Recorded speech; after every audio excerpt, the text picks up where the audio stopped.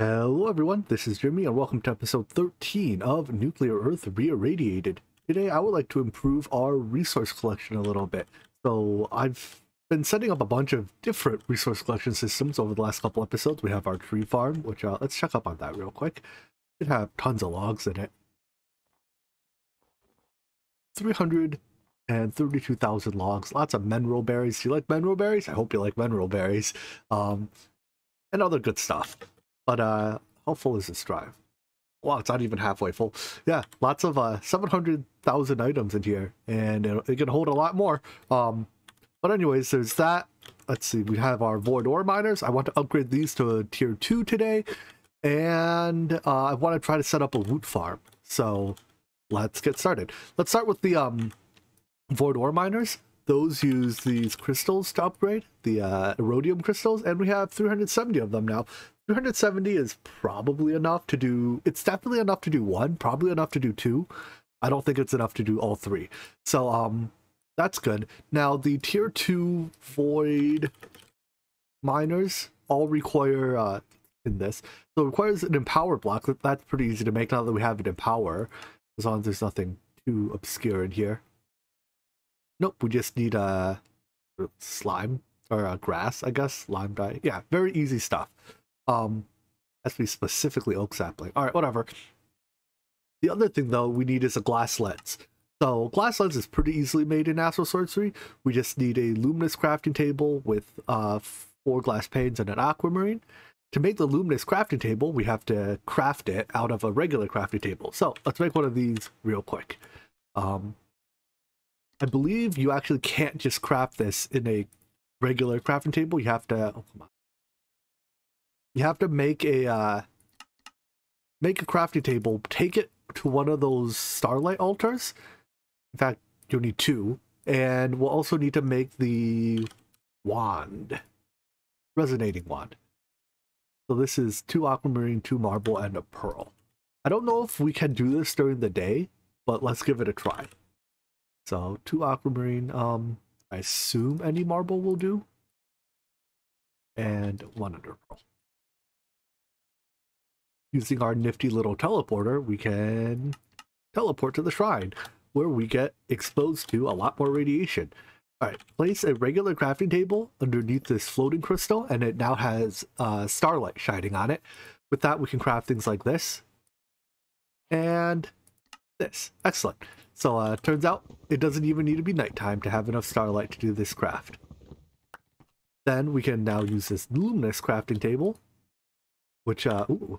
Is it nighttime? No, I guess just the luminous crafting table has a very low starlight limit, so being next to a floating crystal is just enough for it.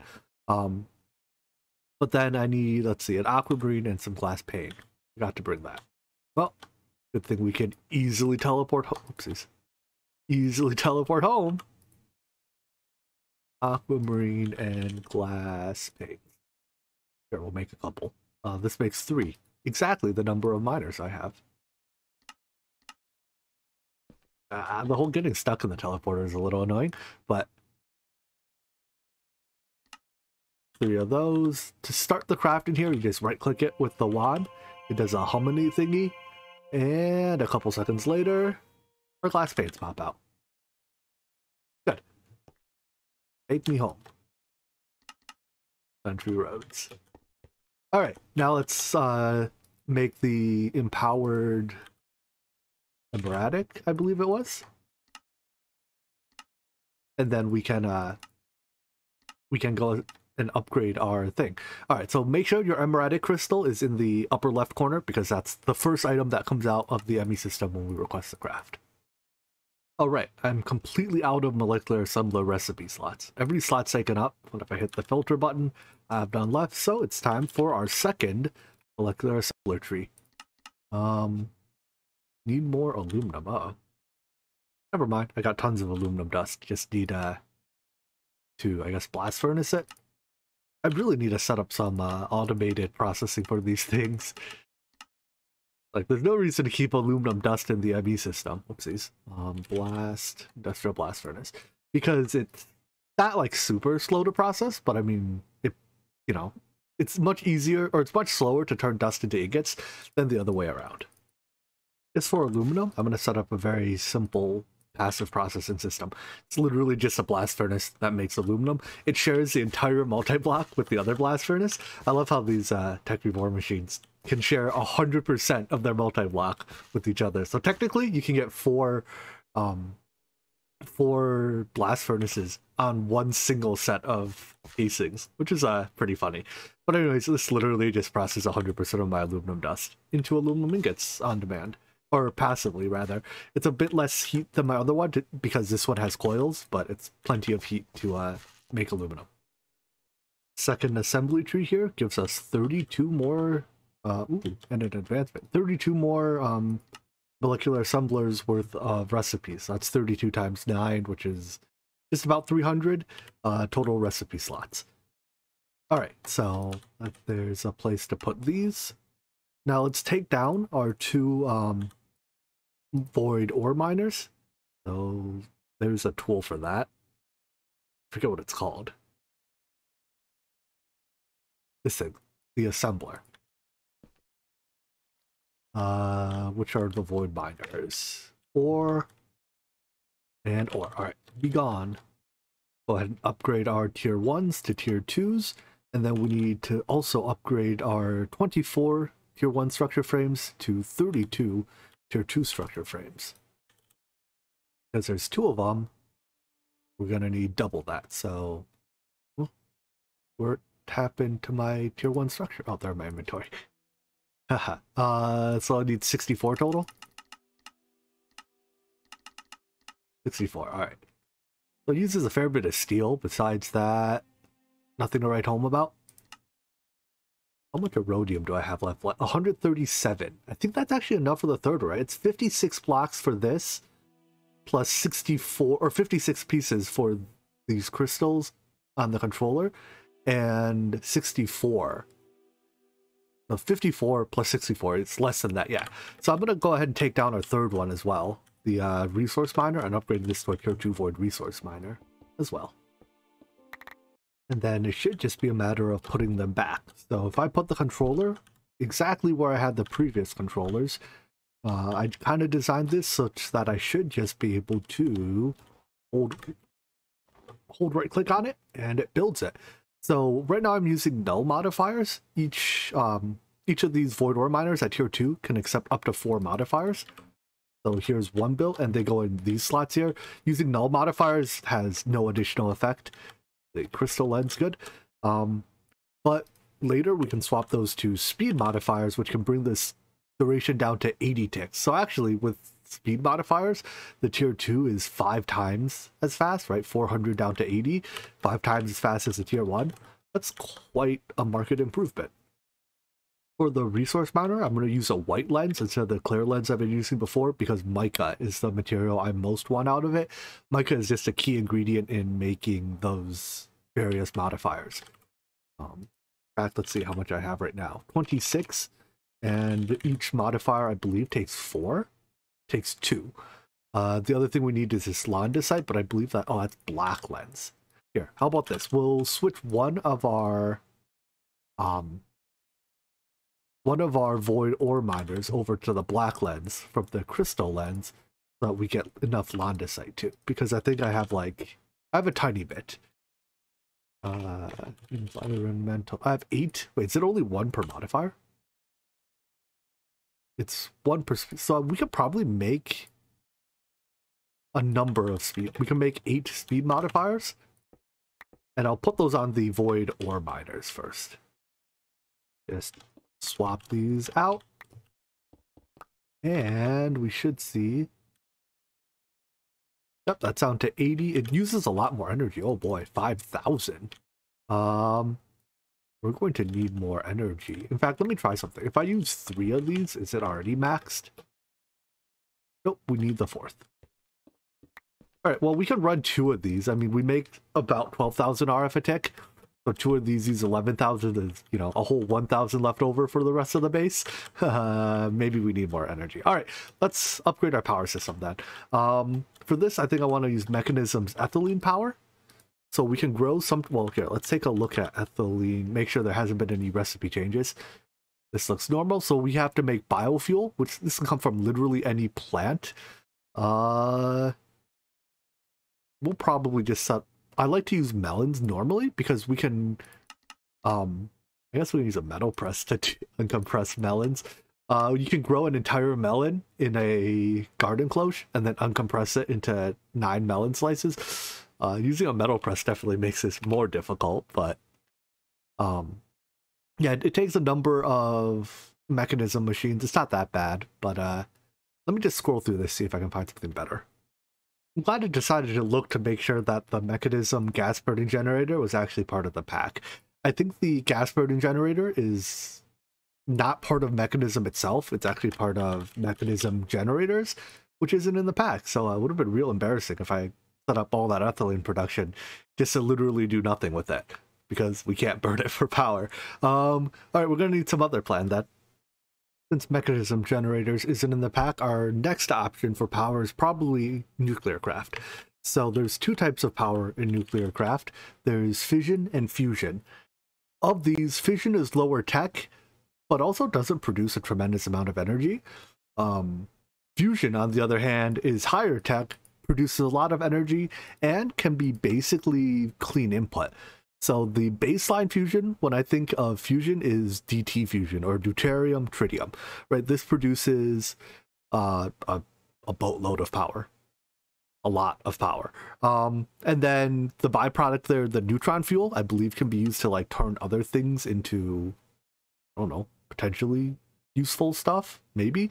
But anyways, these fuels that go into here, well, step 1 is we have to make the fusion core. Let's start there. We need the fusion core. In fact, there's probably a quest for it. We need, yeah, it's this set of quests here. So tungsten steel and extra strength alloy. Let's drop those recipes in. I think one of those needs a higher temperature blast furnace. Probably extra strength alloy. Yeah, 3250 heat. So for that, I think I need to upgrade 1 casing on my reactor to a on my blast furnace to this tier. No, it looks like 1 wasn't enough. Upgrading 1 gave us 20 more heat, so I need 3 total. 2, 3. You can mix and match however you like. 3260. There we go. With these ESA ingots now, we have to implosion compressor them with 16 TNT a pop, geez, to turn them into plates. Let's do that and see, can we make highly advanced plates? Apparently I had 4 of them. I think I got them as a quest reward. But we're gonna have to make more anyways, so quest reward here gives us another 15. What a deal. Alright, next up, let's make the fusion, oh boy. Fusion heating element. We're gonna have to automate nichrome heating coils. So again, this is a rolling machine recipe, which means we're going to have to dedicate a rolling machine to it, in all likelihood. These fusion heating elements are really something. There's a lot of stuff that goes into it. I'm missing 1 recipe, but yeah, that's a lot of crafting steps for 1 intermediate item. Takes a whole 100 emeralds to make 1. Anyways, copper plates are... we make them by hand? Nope. And the fusion heating element is only 1/2 of an electromagnet. We also need superconducting electromagnets, so those are these. And oh boy, this isn't gonna be pretty. Turns out it's not quite that bad. I mean, to make 1 of these superconductors, it takes 80 endstone dust, so 40 pieces of endstone, bunch of other stuff. Yeah, could be worse, right? Let's hit the go button. Let it make it. Now, unfortunately, that's to make 1. And the next step is to make these fusion electromagnets, I imagine. So it only wants 1. But we're going to need to make a lot more than 1 to... can we make the transparent... I was hoping the transparent ones would be cheaper, but no. I believe we need... is there a quest here that tells me exactly how to set up the reactor? No. Alright, I'm going to have to look it up again to see exactly how many electromagnets we need. but it's a large number. It's like at least a stack. Found it. There is a quest here. So it asks for stack and a half of electromagnets. Rewards us with a lot of plates though. So let's try to make this here. In fact, let's try to unlock the quest first because it's apparently locked behind stuff. Stuff on other tabs apparently. Okay, so we need to touch one of these. Give me our first electromagnet. One of... We now have 2 of 96 or so required. See what else? Okay, the quest is unlocked now. So let's make ourselves 1 fusion core. The core itself is a little bit pricey. I mean, it's a stack of diamonds, a bunch of other stuff, but all things considered, I think this is just scratching the tip of the iceberg. There's a very real chance we won't be able to afford the entire fusion reactor right now, but we're going to give it our best go. So, start crafted. Now here is where we run into some trouble. So for the electromagnets, in total it's 1 stack plus 2/4 stacks, so stack and a half, 96. Wait, is that right? 64 plus 32. 96, yeah. 96, I have 2, so we can knock 2 off of that. 94? Oh, I don't look forward to seeing what comes next. Oof. Alright, so sand, we can fix that. Endstone, we can fix that. Coal, I believe I have ore. Lapis, likewise, I have ore. Emeralds, I don't have nearly enough ore for that. I believe I'm using emeralds here as a way of generating the beryllium. So we can swap that over to something else. Need be. Sulfur, I'm using sulfur as my way of generating the gunpowder, but we can swap that over to flint as well. Tin, ooh. What do I need so much tin for? Jeez. Well, let's see. Iridium, that's a tough one. Tungsten, that's a tough one to be out of. Okay. Plan B. What's plan B? Plan B is, yeah, I gotta think about that one. Maybe the quest reward for having a fusion core. No, that's just part of the quest. It doesn't even reward us anything. 3 stacks of highly advanced plates makes me a whole lot of magnets. I'm gonna see, can I make the fusion reactor smaller than this, or is this the minimum size one? I believe we can make smaller reactors if we like. So I'm gonna start by upgrading our bubble works here. Let's see, to at least elite tier so that they just hold enough materials for us to start crafting. And then let's take this one bit at a time. I have to swap over some of our recipes, like my gunpowder one. We're not going to make it out of sulfur. Instead, we're going to make gunpowder by crushing flint. So we're going to switch the recipe over to not use emeralds. I've already have it producing more sand and gravel up to this limit. It'll take it a while to actually reach a sufficient number, but let's see. The things we have to gather then are endstone, iridium, and tungsten ore, which I believe both spawn in the end, and tin ore. Let's go to the end and set up a vertical digger to get endstone, tungsten, and maybe even iridium. Does this... Let's see, whitelisted. Yeah, the fact that the laser gets more in the end, I presume means that it is produced in the end. So I have a vertical digger with some phantom boosters and a way to transfer items around and a way to teleport around. So let's make one trip to the end through the portal, set up our teleporter, and then never go through this portal again because it's in the nuclear wastes. Built the teleporter here, set the channel. I forgot to bring a anchor upgrade, so I just chunk loaded it through FTB utils. I imagine the end effect is basically the same. So now just a sanity check. We can see it. We can teleport to it. Good. I do need another entangle porter, so let's I'll grab one of those. And then go back to the end. Good, it stayed loaded.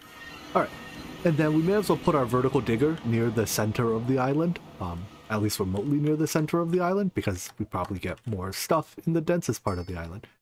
With that, I left some EXP behind. Alright, so the way this works is just set up a vertical digger, stack 3 phantom boosters on top of it, that increases its range to, doesn't tell me, increases its range by a certain amount. Then extract the items out of it. And because I do want the endstone, I think I'm going to leave it in mine everything mode. If you don't want the endstone or whatever filler blocks are, you can turn it to only ores mode, but I want everything. They'll mine everything and then give it a little bit of power. This thing is pretty energy efficient, so I don't think we need to worry about it running out of energy, because I don't have much energy overhead available. And then chunk load it. I believe this is the chunk we're in. Claim, what do I claim? Chunk load. Oh, I've hit my chunk loading limit. There's a command to fix this. I think I have to restart my game in order to, or at least restart the server in order to change the claiming settings. So I'm just going to drop an anchor upgrade into the entangle order here, and that should do the trick. So set you to auto eject energy. I don't know why energy has to be ejected, but whatever. Now this will start mining. I think as long as you claim the chunk that the digger is in, it'll automatically like cascade through and chunk load any chunk that it's working in. So the vertical digger, if you have it on ores mode or on everything mode, it is a little bit slower because it mines everything. If you do switch it to only ores mode, it apparently doesn't mine anything, either because there are no ores in range or, well, whatever. Put it on mine everything mode. I guess perhaps it scans block by block. Yeah, it scans block by block. So I guess putting it on ores mode doesn't make it any faster. Is the hold on, is the digital miner in the pack? I kind of forgot about this little guy. Let's use this thing to mine the endstone, and then we'll go make a digital miner to get the ores. That's kind of what the digital miner is for.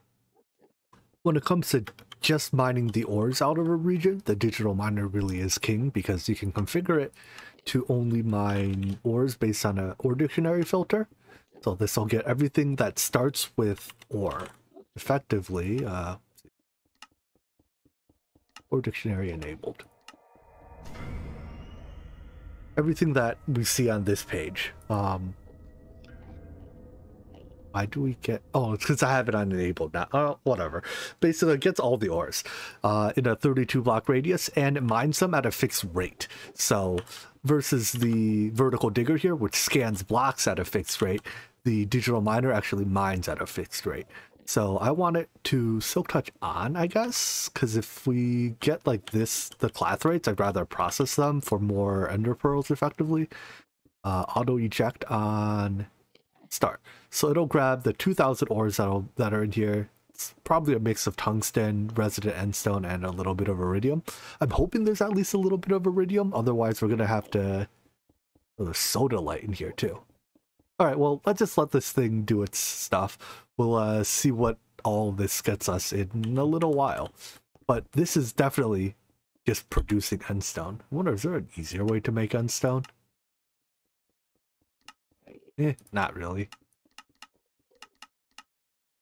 At this point, I think all we can do is sit back and let our miners take their time to mine, and our resource generators, whatever, to do their thing.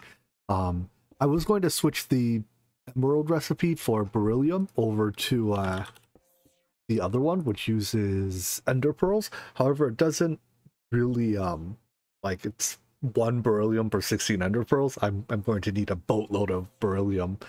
We need more or boatload of ender pearls. We need more pearls than emeralds. So in order to do that, we're going to need to set up an ender pearl farm, and the easiest way to do that, I think, is to do the root farm.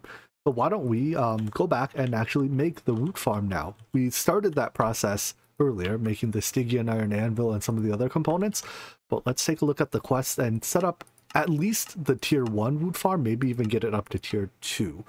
So what all exactly does that take? All of these blocks. In order to make the root farm, I need spider eyes, and I still haven't quite figured out how I'm supposed to get that. I suspect spiders have to spawn somewhere. I just don't quite know where. And so far, my exploration of the surface has revealed no spiders. I've gotten a enderman in a soul vial. I'm going to grab a skeleton as well, because I think we're going to need bones. But yeah, I'm not quite sure where I'm going to get a spider from. Wait, I don't need a spider. I can get a witch. So do. Thank you for your service. I only had 2 soul vials, so I let the skeleton free. I'm sure we can find more skeletons later. Alright, good. Problem solved. I'm going to need to make a basic mob farm just to like farm those witches for spider eyes. So I need at least one gas tier to make the mob imprisonment tool to make the mob farm. So I'm hoping to run into a ghast in the nether. Of course, the rule of hunting for ghasts in the nether is that if you're looking for a ghast, you'll never find one. And if you're trying to do other things in the nether, they'll never stop harassing you. And right now, I am looking for one. Oh, here's one of these. This is like the little ghast, queen ghast, whatever. Which, is that just a ghast spawner? Oh, neat. I guess I could just take that with me. Yeah, I'll just farm it a little bit and waypoint it. My preferred mob spawner here is a mob duplicator because this is easy to switch between different modes and it can be crazy fast. It does require essence to run, but I have a neat little trick to get a lot of essence, as I think I do. So there's a mob duplicator, and then I need the mob imprisonments. Hey, look, that was an advancement or a quest, whatever. Grab some of these, and let's start with the witch. Transfer him from one kidnap method to the other. All right. How about we just reuse this room? I don't really need this room anymore, right? So you turn off. In order to make the essence that powers the mob spawner here, I'm going to use a resourceful furnace to just cook cobblestone into stone. Unfortunately, I can't do some of the recipes that say they give more EXP. Say, I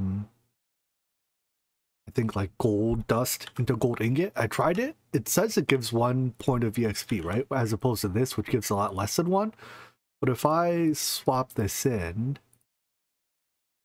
you see that we are suddenly not getting essence for this. Even if I turn the extract here off. For some reason, I guess it's like designed to do this to not allow us to make infinite essence from making, like turning dust into ingot, crushing the ingot, rinse and repeat. Oh well. Instead, this thing produces 5 millibuckets of essence per operation. So it does 3 operations in parallel. It's not a tremendous amount, but it is free. So anyways, I just throw away the output as well because I have a cobblestone generator producing it. Pump that into the mob duplicator here. And then let me get some, or not add-ons, upgrades for the mob duplicator. I think we'll go energy 1, energy 2, and speed 1. And then we can turn it on and see how it goes. Alright. This should, it spawns witches. It spawns quite a few of them. The grinder, or the crusher here kills them. I guess it spawns way faster than we can produce essence. I should, at the very least, pipe this essence back into that. Let's do that. A little dire wire never hurt anyone. Then just hook the item output from the mob crusher up to a storage subnet, and we have our items. There is a fortune upgrade that can go into the mob crusher, and in fact, we'll make it later. No, we don't need a lot of spider eyes right now. I have the 2 I need for these factory bases. So at this point, I think we can make all the components. Let's at least give it a shot. The core crafting mechanic in Woot is to do stuff on this Stygian iron anvil. The annoying part is it involves a lot of clicking, so that's what the auto clicker is here for. It's basically, well, it is an auto clicker. It's a mechanical user type block. You can choose how fast it clicks. We click fast. And then it doesn't have redstone control, it seems, but by toggle sneaking on, we effectively turn it off. By turning sneaky into normal mode, you can hear it's clicking away. So just by dropping items on here, it explodes it into the clicked form. And then there's a Solgadi here to disable my magnet in the area. So anyways, that makes the plates, and now I need to make this core, so I need to switch the die up to, it was a core die. And then just drop, you know, some of this, some of that. Bam. Easy as pie.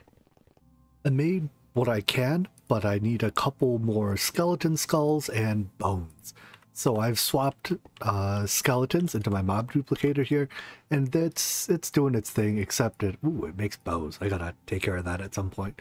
And this whole spawner system's temporary. Maybe I don't know.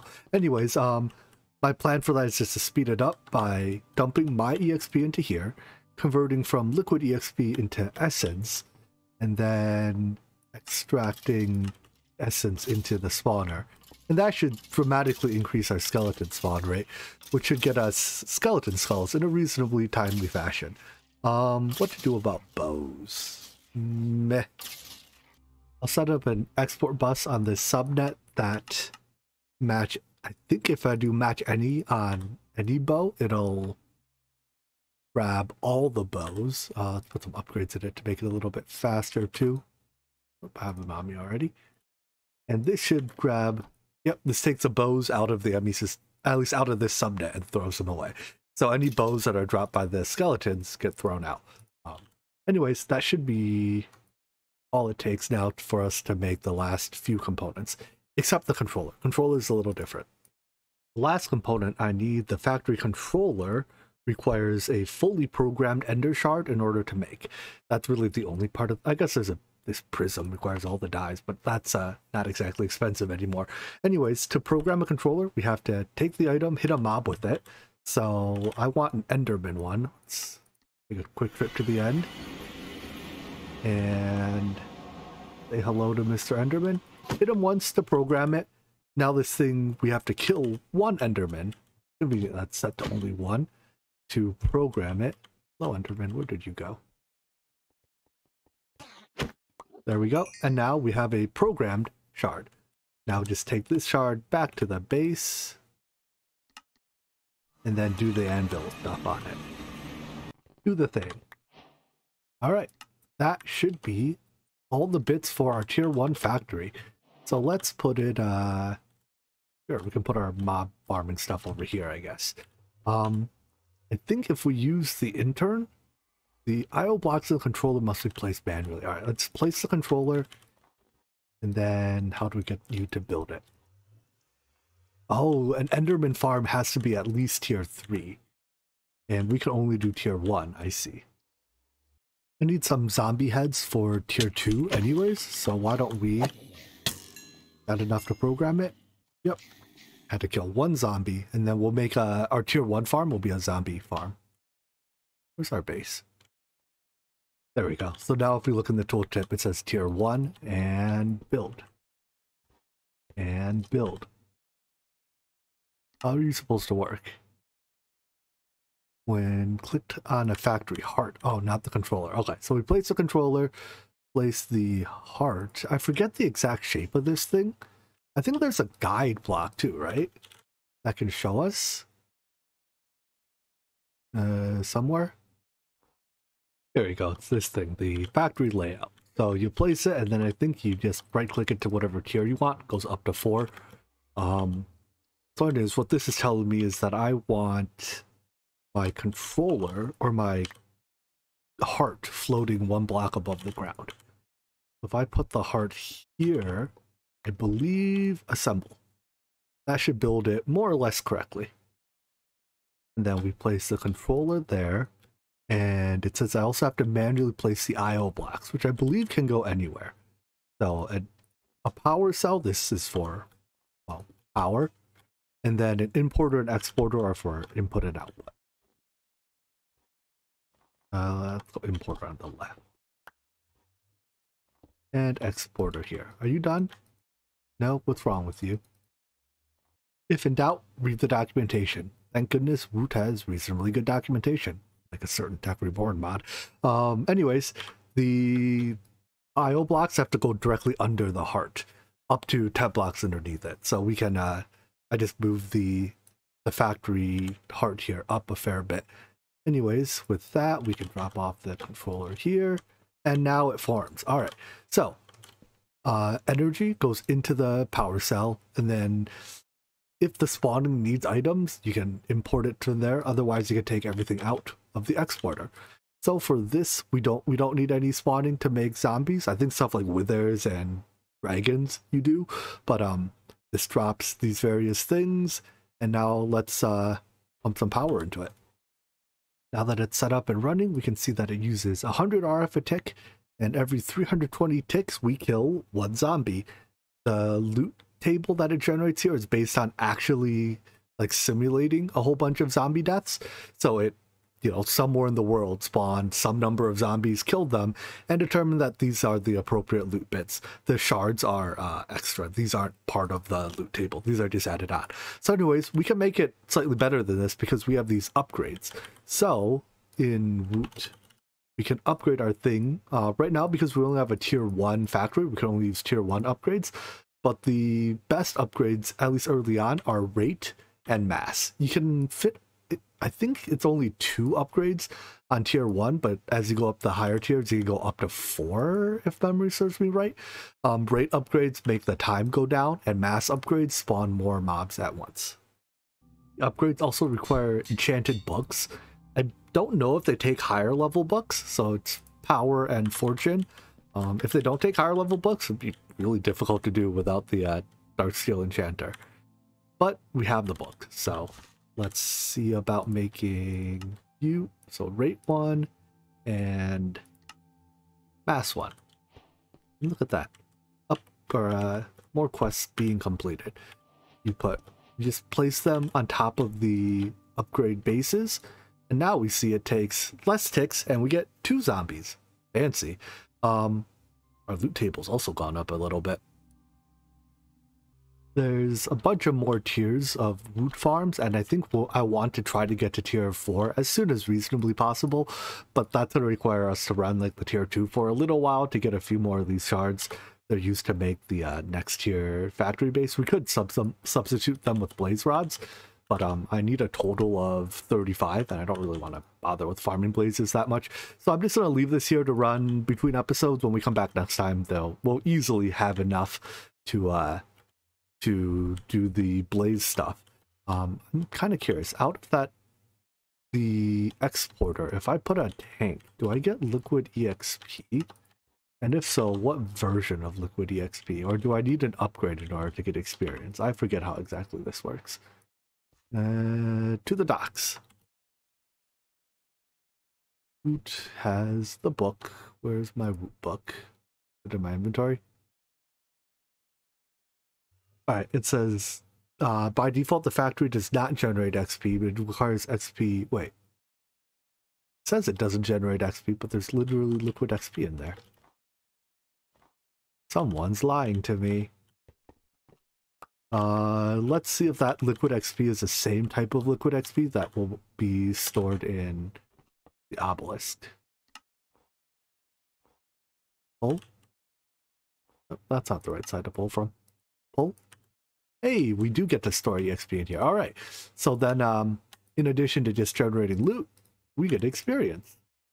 And even if we can take experience from experience obelisks, we just can't send our experience into it for whatever reason. Well, this works for me. Anyways, we're just going to leave this to run between episodes. Next time when we come back, we'll continue upgrading our root stuff, upgrade our power systems, yada, yada, yada, and go from there. So I hope you guys enjoyed this video, and I hope to see you in the next one. Take care. Bye-bye.